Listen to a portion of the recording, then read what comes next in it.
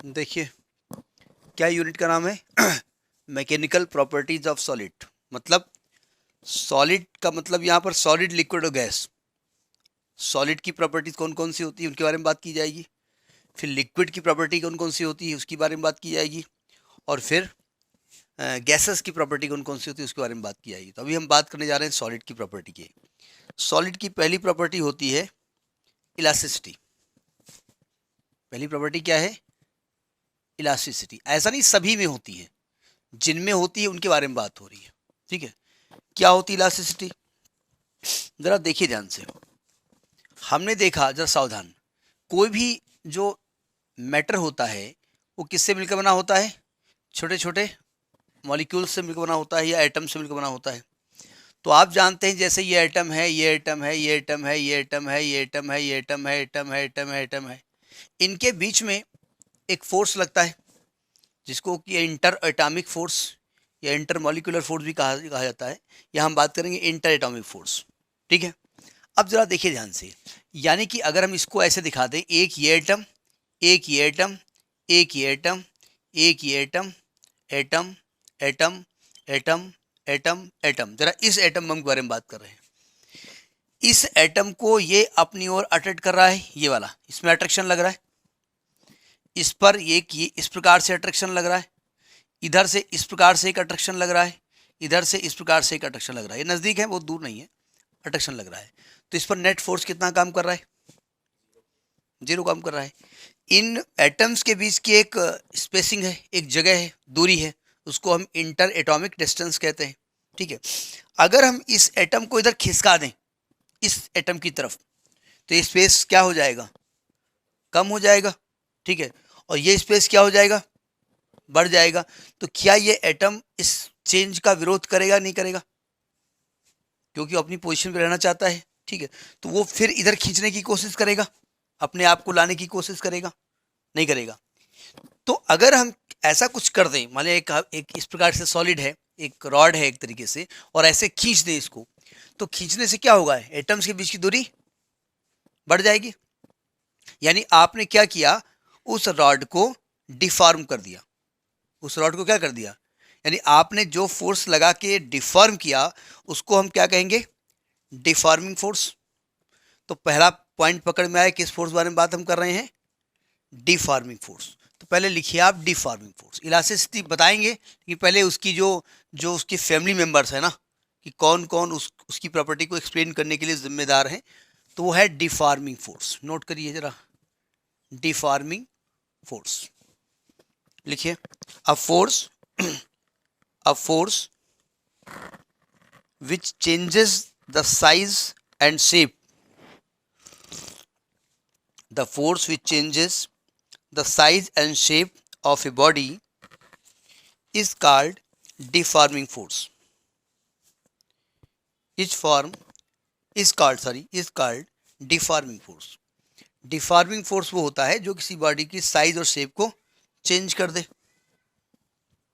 अब देखिए, आपने क्या किया, ये ऐसी रॉड बनाना ज़्यादा ठीक रहेगा। ये रॉड बनाई आपने। ठीक है, आपने इधर दोनों तरफ इस पर फोर्स लगाया और इसको उठा के खींच दिया। ठीक है, यानी इसको आपने क्या कर दिया? डिफॉर्म किया। एक्चुअली आपने किया क्या इसमें? ये मॉलिक्यूल थे और बाद में इनके मॉलिक्यूल के बीच की दूरी आपने क्या कर दी है? बढ़ा दी है। तो ये मॉलिक्यूल इस चेंज का अपोज करेंगे? कुछ नहीं करेंगे, कुछ करेंगे। जो करेंगे उनके बारे में बात हो रही है। तो ये अपनी पोजीशन में आने की कोशिश करेंगे, और जैसे आप फोर्स हटा देंगे, वो मॉलिक्यूल अपनी ओरिजिनल पोजीशन में लौट के आ जाएंगे। इसी प्रॉपर्टी को हम कहते हैं इलास्टिसिटी। यानी कि डिफॉर्मिंग फोर्स के हटा लेने पर बॉडी अगर अपनी ओरिजिनल स्टेट में लौट के आ जाए एज इट इज, तो उसको हम कहते हैं, उसको डिफॉर्मिंग फोर्स कहते हैं। उसको हम उस प्रॉपर्टी को इलास्टिसिटी कहते हैं। तो लिखिए elasticity. Elasticity elasticity is the property of material. Point to be noted, material word use किया गया है। Elasticity is the property of material due to which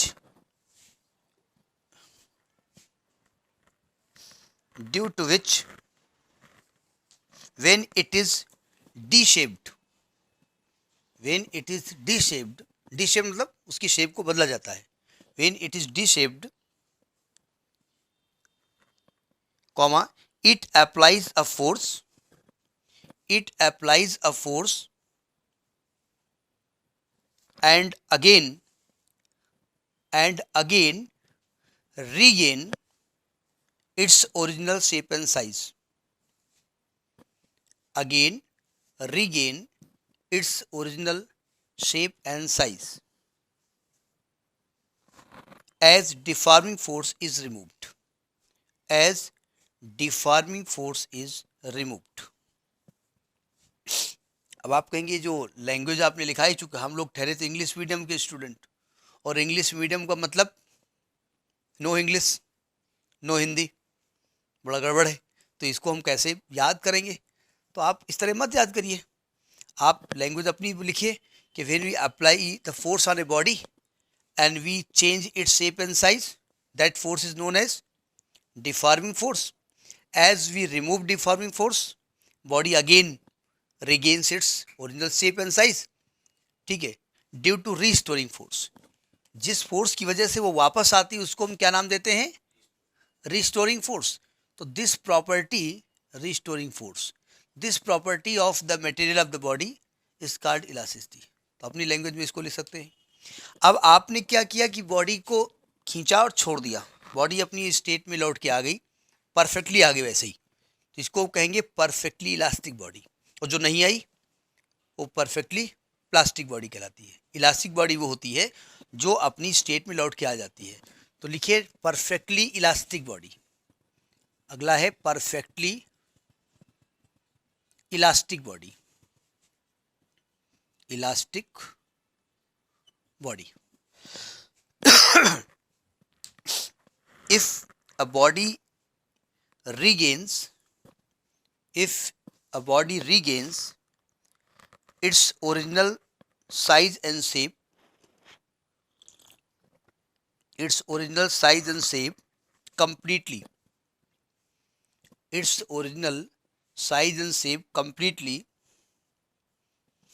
as soon as deforming force is removed,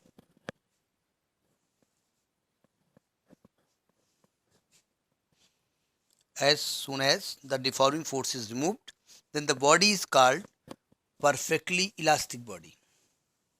अब चूंकि आप जानते हैं कि perfection तो कहीं है नहीं, ना कोई परफेक्ट स्टूडेंट है ना कोई परफेक्ट मास्टर है, नथिंग इज परफेक्ट, तो एक एजम्पशन है, called perfectly elastic body. Next है परफेक्टली प्लास्टिक बॉडी.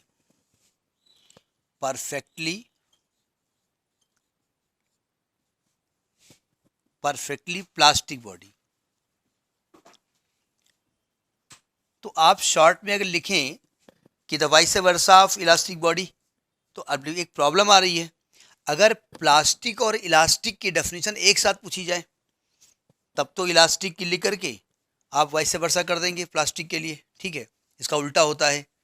लेकिन सॉरी, वाइस वर्सा कहाँ यूज होगा.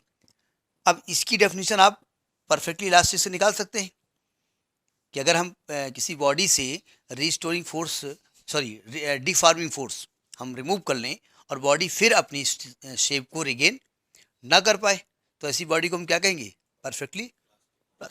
लिखिए, if a body does not regains its original size and shape,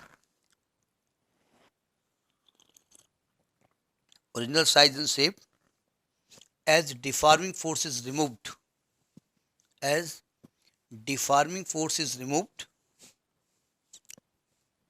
then the body is said to be perfectly plastic body.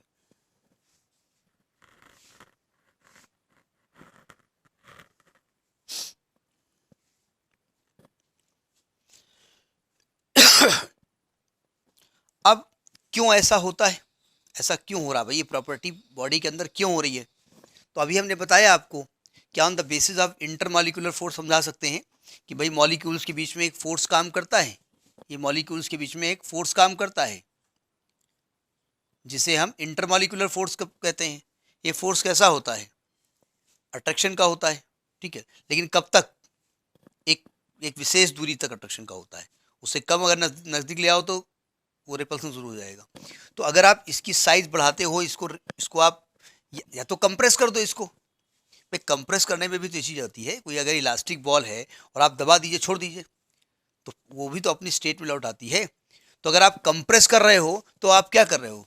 In molecule को नज़दीक ला रहे हो, यानी इनके बीच की जो इंटर मॉलिक्यूलर डिस्टेंस है उसे आप कम कर रहे हो। और नेचर इसको क्या करेगा? वो बॉडी इसको अपोज करेगी। तो अपोज कैसे करेगी वो?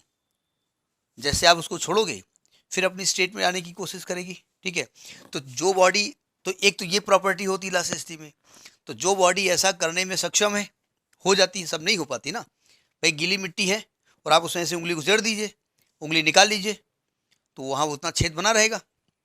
बोले नहीं, बहुत गीली है तो भैया वो मिट्टी ना, पानी है उसमें। एक्चुअली वो प्रॉपर्टी किसकी है? वो गीली मिट्टी की प्रॉपर्टी नहीं है, वो उस लिक्विड की प्रॉपर्टी है कि आपने जब हाथ उठा निकाला और पानी वहाँ फिर आ गया, वो लिक्विड की प्रॉपर्टी होती है, ठीक है। तो ये इंटरमॉलिक्यूलर फोर्स के आधार पर इसका छोटा सा एक्सप्लेनेशन है, ठीक है।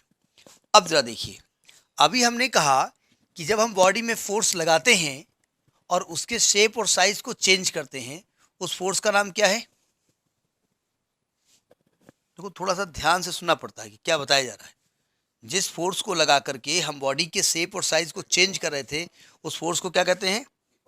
ठीक है। और अंदर से एक फोर्स जो बॉडी को पुनः अपनी स्टेट में लाने का प्रयास करेगा, उसे हम क्या कहते हैं?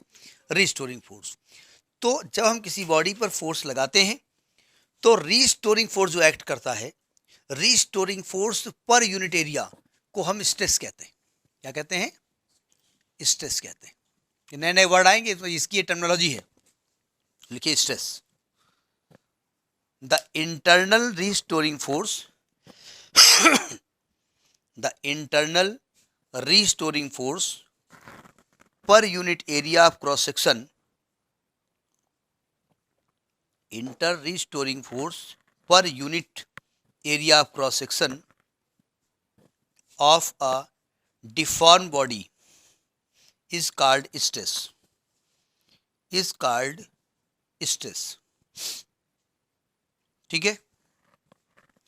यानी कि स्ट्रेस बराबर क्या होगा? अगर हम फॉर्मूला लिखना चाहें, restoring force upon area, F upon A. अगर मैं इसकी यूनिट की बात करूं तो यूनिट क्या निकलेगी? न्यूटन पर। कहीं और पढ़ा है इस फार्मूले को? ये फार्मूला किसी और का भी होता है क्या? ये फार्मूला किसी और बिरादरी में आया है? आपने देखा है? कहाँ पर आया है? प्रेशर का भी ये है। तो इसका एक और यूनिट हो सकता है पास्कल, आर पास्कल। एक्चुअली ये प्रेशर नहीं है, it is not pressure. Pressure type का दिख रहा है लेकिन ये प्रेशर है नहीं, ठीक है। अब आप कहेंगे भाई ये बताइए, बॉडी अंदर से कितना रिस्टोरिंग फोर्स अप्लाई कर रही है, हमें कैसे मालूम? उससे अंदर घुसना पड़ेगा। सुनिए ध्यान से। आपने एक रॉड लिया, कोई भी इसकी लेंथ हुई, ठीक है। आपने क्या किया? इसमें एक फोर्स अप्लाई किया 1 न्यूटन का, और 1 न्यूटन का लगाया और रॉड की लंबाई थोड़ी सी बढ़ा दी आपने, ठीक है। और इसको छोड़ दीजिए आप, तो फिर अपनी स्टेट में लौट के आ गया। लेकिन उसको पकड़े रहिए आप, तो ना तो ये बढ़ रहा है ना तो ये पीछे लौट के आ रहा है। इसका मतलब क्या हुआ? भाई आप अगर यहाँ पर फोर्स अप्लाई कर रहे हैं 1 न्यूटन का, तो इसका मतलब अंदर की तरफ 1 न्यूटन का फोर्स डेवलप हो गया होगा? नहीं हो गया होगा। तो नेट फोर्स अब कितना काम कर रहा है? 0। जैसे ही आपने अपना फोर्स हटाया, नेट फोर्स 1 न्यूटन लग गया और बॉडी फिर अपनी स्टेट में लौट के आ गई। तो यानी कि अगर बॉडी इक्विलिब्रियम में है तो उसमें जो फोर्स आप अप्लाई करोगे वही आपका रिस्टोरिंग फोर्स होगा। रिस्टोरिंग फोर्स उसी फोर्स के बराबर होगा। एक नोट करके लिख लीजिएगा, या नोट लिखिए, इसमें नीचे लिखिए, in equilibrium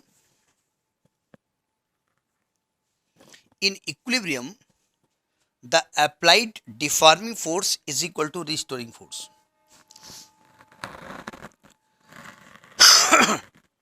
the applied deforming force is equal to restoring force.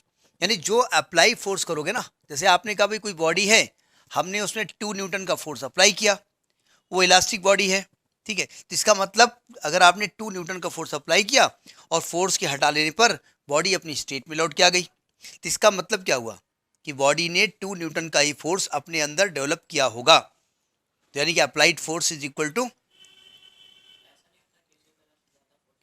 नहीं किसी तरह लग रहा होगा तो फिर वो इलास्टिसिटी नहीं है उसमें। भाई इलास्टिसिटी अगर है, वो इलास्टिक है तब ऐसा हो रहा है ना, अगर इलास्टिसिटी नहीं है तो नहीं हो रहा है। अब देखिए आपने फोर्स लगाया, हो सकता है फोर्स लगा के बॉडी का लेंथ बढ़ा दें आप, एक रॉड है। हो सकता है फोर्स लगा के आपने बॉडी का वॉल्यूम चेंज कर दिया। हो सकता है आपने बॉडी का कुछ नहीं चेंज किया, बॉडी की पोजीशन चेंज कर दी। जैसे बॉडी कोई है, आपने धक्का मारा, बॉडी ऐसे हुई, फोर्स हटाया, बॉडी फिर स्टेट में आ गई, नहीं हो सकता है। तो यानी कि स्ट्रेस 3 प्रकार की होती है। तो लिखिए टाइप्स ऑफ स्ट्रेस। नेक्स्ट है types of stress. Types of stress है वही फोर्स अपॉन एरिया, फॉर्मूला वही है, लेकिन एक में हम लेंथ चेंज करेंगे, एक में हम वॉल्यूम चेंज करेंगे और एक में हम पोजीशन चेंज करेंगे। तो नंबर 1 लिखिए लॉन्गिट्यूडनल। नंबर 1 है लॉन्गिट्यूडनल। लॉन्गिट्यूडिनल, ट्यूडिनल और tensile stress. Tensile stress, stress यानी जब आप किसी बॉडी पे फोर्स लगा करके उसकी लेंथ में चेंज करते हैं और फोर्स के हटा लेने पर बॉडी फिर अपनी ओरिजिनल लेंथ को रिगेन कर लेती है। तो लिखिएगा when we apply deforming force, when we apply deforming force comma the length of the body increase, the length of the body increase in the direction of deforming force, in the direction of deforming force,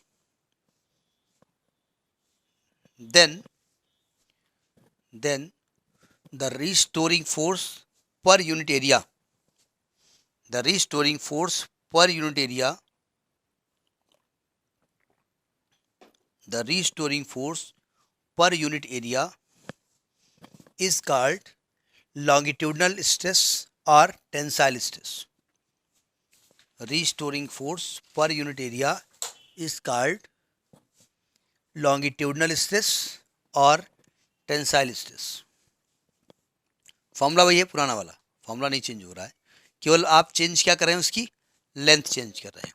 अच्छा, ये भी हो सकता है कि इससे कोई body है, आपने उसके नॉर्मली ऐसे फोर्स लगाया तो उसकी क्या चेंज हो जाएगी, वॉल्यूम चेंज हो जाएगी। अगर नॉर्मल कोई फोर्स लगाओगे तो बॉडी क्या चेंज हो गई, वॉल्यूम चेंज हो जाएगी। वॉल्यूम यहाँ भी चेंज होती है, ऐसा नहीं चेंज नहीं होती है, लेकिन जब हम बात लेंथ की करेंगे तो हम उस बॉडी की थिकनेस को बहुत ही नेग्लेजिबल मान लेंगे। भाई एक तार लीजिए आप, उसकी लंबाई बढ़ाइए, तो अगर तार की लंबाई बढ़ाओगे तो तार पतला हो जाएगा, इसका मतलब वॉल्यूम चेंज हो रहा है। सॉरी, वॉल्यूम तो उतना ही रहेगा, नहीं नहीं, वॉल्यूम चेंज वैसे नहीं हो रहा है। देखिए वो दूसरी तरीके से समझिएगा, वॉल्यूम चेंज होगा उसका। कैसे? मॉलिक्यूल दूर दूर हो जाएंगे, चेंज इस तरह नहीं होता है। अब आप कहेंगे भाई वॉल्यूम तो उतना ही रहेगा, लेंथ बढ़ेगी, तो हम वो नहीं देख रहे हैं। हम देख रहे हैं कि भाई आपने क्या किया, भाई 2 लोग बैठे हुए हैं, एक ठस बैठे, एक दूर दूर बैठे हुए हैं, तो दूर दूर बैठे मतलब वॉल्यूम बढ़ गया, ये हम मान के चलेंगे। तो अगर किसी बॉडी में नॉर्मली फोर्स आप लगाते हैं, ऐसे नॉर्मली, जैसे आटा देखा होगा, मम्मी बनाती होंगी, आटा बनाती है, रोटी बनाती है, तो आटे को ऐसे लेंगे, ऐसे गोल करेंगे, ऐसे दबा देती हैं, दबाने से वो चीज़ पतली हो जाती है, यानी वॉल्यूम कम हो गया। तो ये जो नॉर्मल फोर्स लगाया, तो उस फोर्स को हटा लेने पर अगर बॉडी फिर रिगेन करती है अपनी पोजीशन को, तो वो जो restoring force per unit area है उसको हम कहेंगे कंप्रेसिव स्ट्रेस और कंप्रेशनल स्ट्रेस। तो नेक्स्ट लिखिए, इसको नॉर्मल स्ट्रेस भी कहते हैं, ये लिखा नहीं नाम हमने, नॉर्मल स्ट्रेस कहते हैं या कंप्रेसिव स्ट्रेस भी कहते हैं, कंप्रेसिव स्ट्रेस। 90% नाम आएगा नॉर्मल स्ट्रेस का, लेकिन कहीं कहीं पर कंप्रेसिव स्ट्रेस का भी नाम दे देते हैं।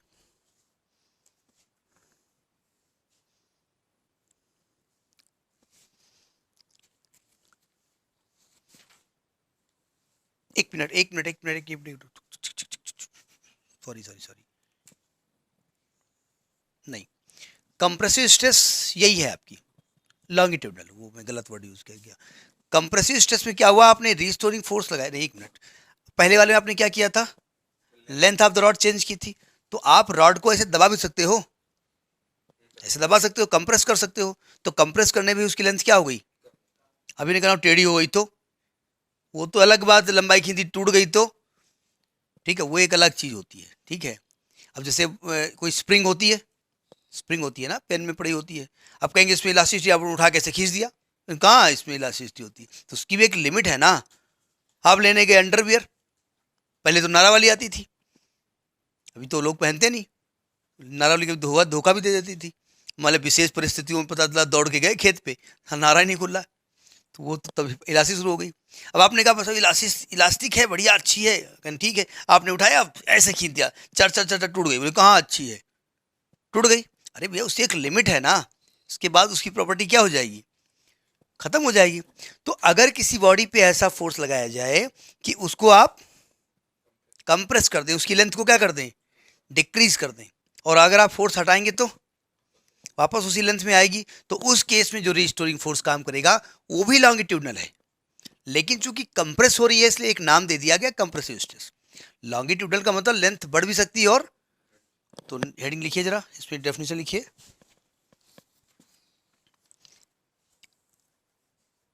It is restoring force per unit area, it is restoring force per unit area of the body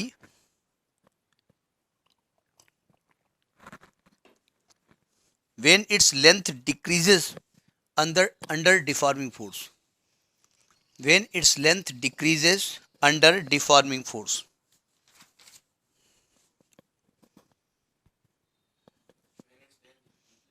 under deforming force,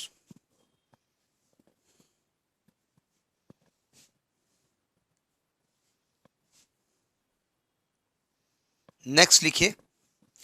देखिए वैसे ये वाली डेफिनेशन नहीं बहुत आती है ना, तो आपको जल्दी जल्दी किताबों में मिलेगी, मेन यही होती है, और एक्चुअली ये चीज़ यही है।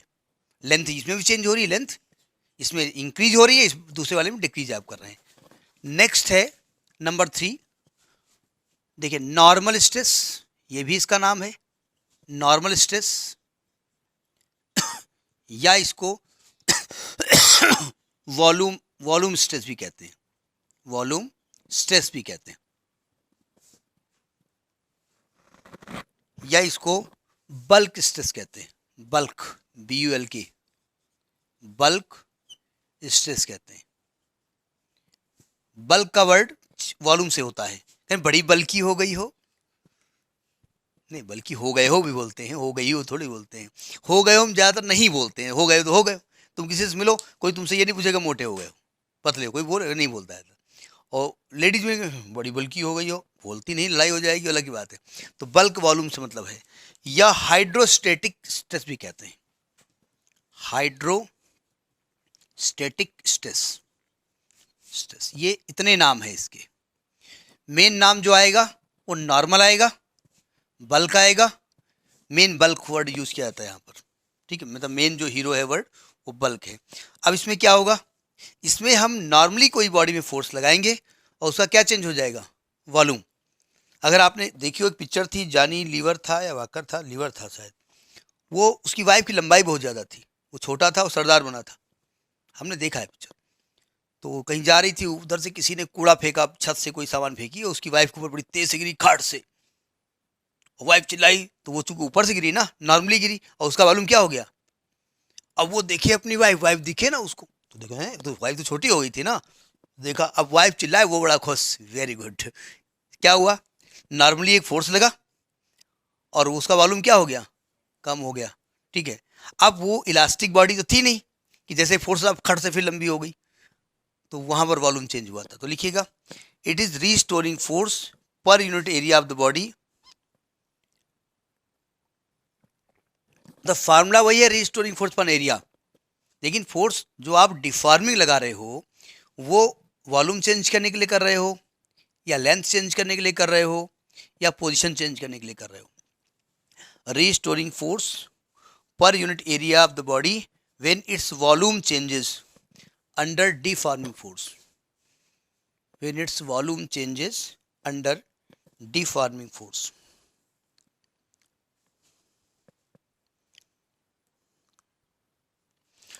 Tangential or shearing stress. अगली है चौथी। तीन ही पॉइंट आते हैं, ये वाला जबरदस्ती की लिखाई गई है इसलिए जबरदस्ती लिख लीजिएगा। मेन है 1, 2 और 3, ठीक है। टेंजेंशियल और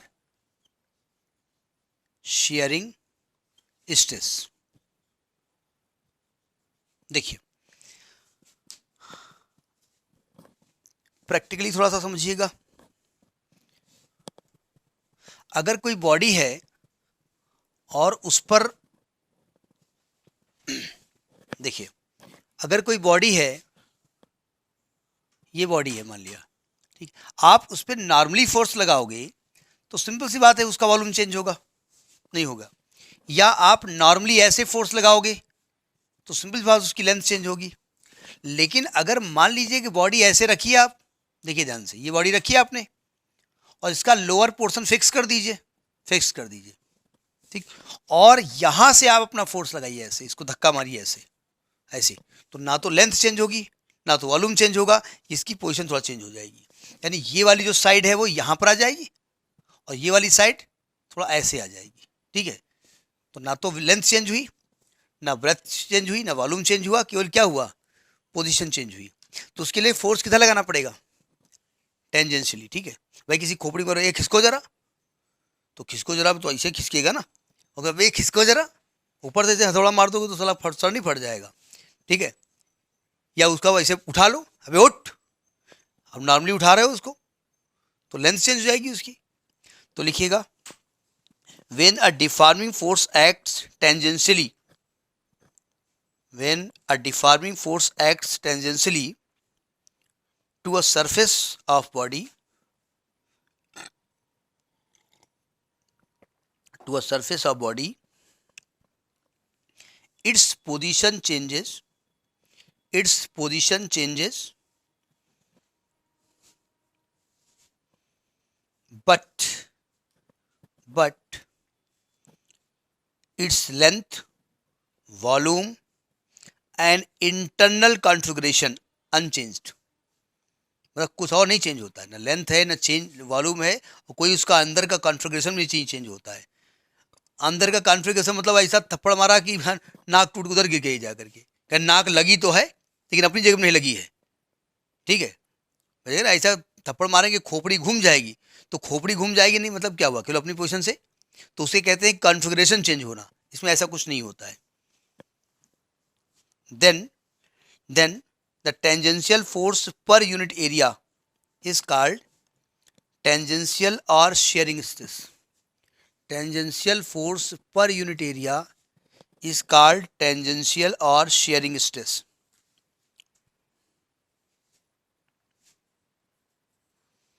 अच्छा, अब एक बढ़िया सा पॉइंट समझिएगा भाई, स्ट्रेस जो है कैसी क्वांटिटी है, स्केलर क्वांटिटी है या वेक्टर क्वांटिटी है।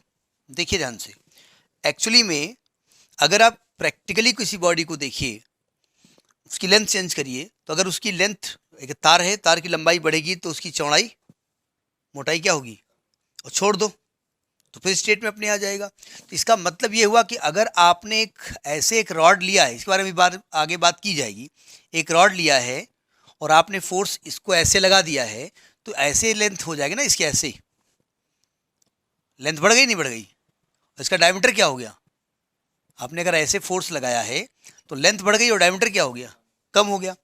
तो इसका मतलब जब इसको आप छोड़ोगे फोर्स को तो अपनी स्टेट में लौट के आएगी ना। तो इसका मतलब क्या हुआ कि ऊपर से अंदर की तरफ इधर फोर्स लगा होगा और इधर से बाहर की तरफ एक फोर्स लगा होगा, तो एक ही जगह पे दो फोर्स लग रहे हैं, एक ये वाला फोर्स, एक ये वाला फोर्स।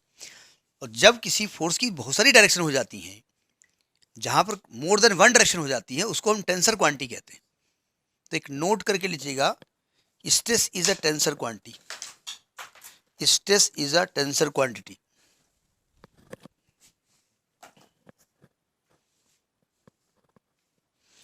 क्योंकि इसमें मैनी डायरेक्शन होती है ना, इसलिए ऐसा होता है। अब लिखिए स्ट्रेन, नेक्स्ट आता है स्ट्रेन। स्ट्रेन।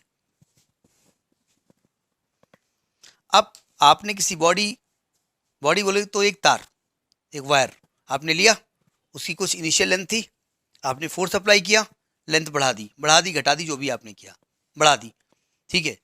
तो जितना चेंज किया और जितना उसका ओरिजिनल डायमेंशन था, उसके रेशियो को हम क्या कहेंगे? स्ट्रेन कहेंगे। तो लिखिए, it is the ratio of the change in configuration. Configuration इसलिए हम बोल रहे हैं क्योंकि वो लेंथ में भी चेंज हो सकता है, वॉल्यूम में भी हो सकता है, और कुछ भी हो सकता है। It is the ratio of the change in configuration to the original configuration.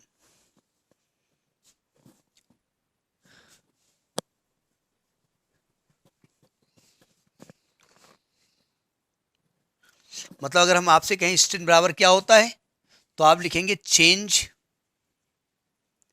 In configuration. Configuration यही तो स्पेलिंग होती है। नहीं, मैं इंग्लिश का टीचर नहीं हूं ना। Upon original configuration, original configuration.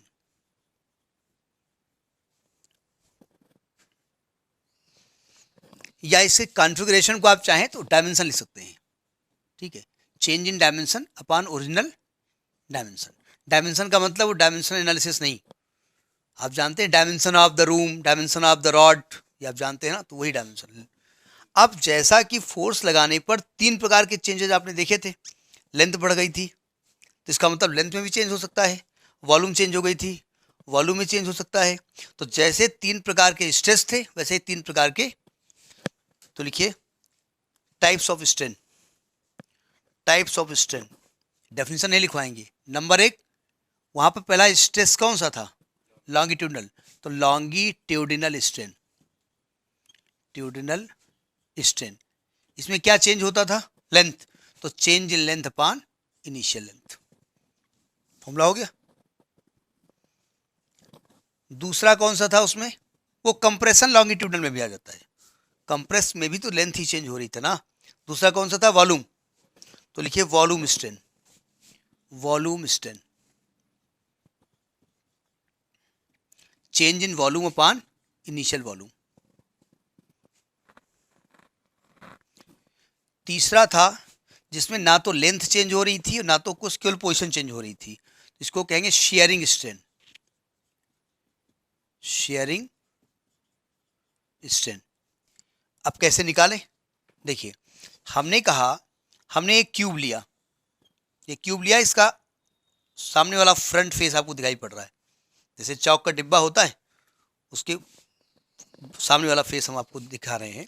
और नीचे का पार्ट क्या कर दिया? इसका हमने फिक्स्ड कर दिया, ठीक। अब आपने क्या किया? इसमें ऊपर की तरफ से ऐसे इधर फोर्स लगाया। एक्चुअली में ऐसे सरफेस रहा होगा ना इसका, ऐसे ऊपर का सरफेस ऐसे रहा होगा ना, वो तुमने बनाया नहीं इसको, ऐसे रहा होगा। तो ऊपर आपने एक फोर्स एफ अप्लाई किया, तो ये वाली साइड जो थी वो इधर चेंज हो गई, यहाँ चली गई, और ये वाली साइड थोड़ा आगे आ गई। होगा नहीं होगा ऐसा? थीटा एंगल से घूम गया, तो इसी को हम थीटा कहते हैं। थीटा को हम क्या कहेंगे? Sharing strain. अब मान लिया इसकी लेंथ एल थी और ये डेल्टा एक्स चेंज हो गया है, तो डेल्टा एक्स अपॉन एल लिखा जाएगा। तो थीटा निकालने के लिए टेन थीटा का इस्तेमाल किया जाएगा यहाँ पर, ठीक है। तो ये आपकी इलास्टिसिटी का जो बैकग्राउंड म्यूजिक है, बैकग्राउंड है, वो बताया गया, ठीक है। अब आपने फोर्स लगाया, एक हमने कहा एक रॉड है एक, और उसकी बड़ी इलास्टिक बॉडी है। आप मोजे लेने गए और आपने कहा अच्छी इलास्टिक है, उसने कहा हाँ, और आपने उठा के खींच दिया और उसकी इलास्टिक टूट गई। तो उसकी एक लिमिट होती है ना। तो नेक्स्ट लिखिए इलास्टिक लिमिट। नेक्स्ट है इलास्टिक लिमिट। अगर हम कहें आप इसकी डेफिनेशन अपने आप बनाओ, तो बना सकते हैं कि हम इलास्टिसिटी चेक करने के लिए क्या करते हैं?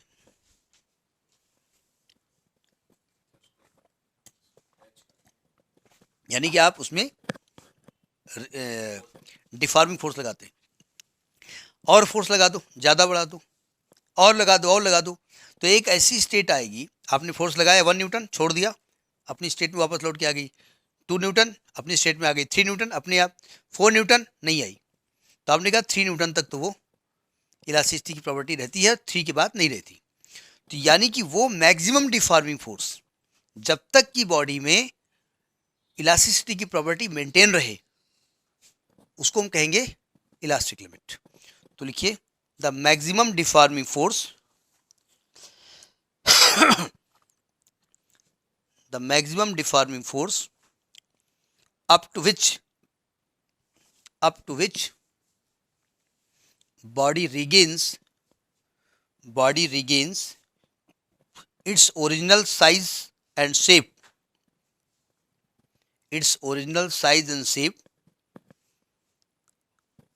after removal of deforming force is called elastic limit। समझ में आ गई बात? तो ये थोड़ा सा बैकग्राउंड म्यूजिक था, जैसे पिक्चर नहीं होती तो उसमें जब आप पिक्चर देखने जाते हैं शुरुआत में वो आता है, वो घोड़ा चल रहा है, ये जा रहा है, तो आप आइडिया लगा लेते हैं कि इसमें घोड़ा भी होगा, इसमें ये भी होगा, विलेन भी होगा। ठीक, फोटो देख लेते हैं तो वो दिखाया गया, उसके बारे में बाद में बात करेंगे।